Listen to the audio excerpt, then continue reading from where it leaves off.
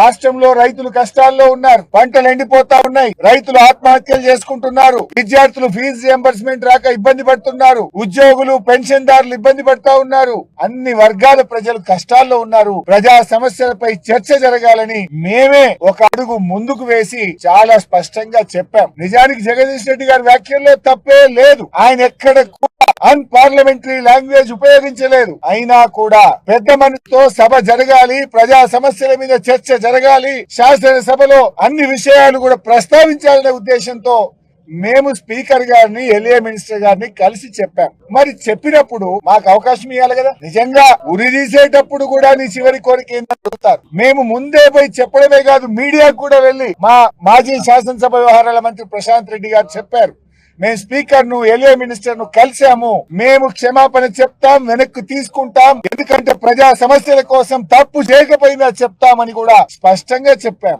మీడియాకు చెప్పాం, LA minister చెప్పాం, స్పీకర్ గారు చెప్పాం. అంటే దీన్ని బట్టి ఏమర్థమైతుంది? పథకం ప్రకారంగా ముందే మీరందరూ కూడా అనుకోని బీఆర్ఎస్ పార్టీకి అవకాశం ఇవ్వకుండా, జగదీష్ రెడ్డి గారికి అవకాశం ఇవ్వకుండా ఒక కుట్రతో బీఆర్ఎస్ గొంతు నొక్కాలని, బీఆర్ఎస్ ప్రశ్నిస్తే, బీఆర్ఎస్ సభలో ఉంటే వాళ్ళ తప్పిదాలన్నీ బయటకు వస్తాయని ఉద్దేశపూర్వకంగా ఇవాళ జగదీష్ రెడ్డి గారిని సస్పెండ్ చేశారు.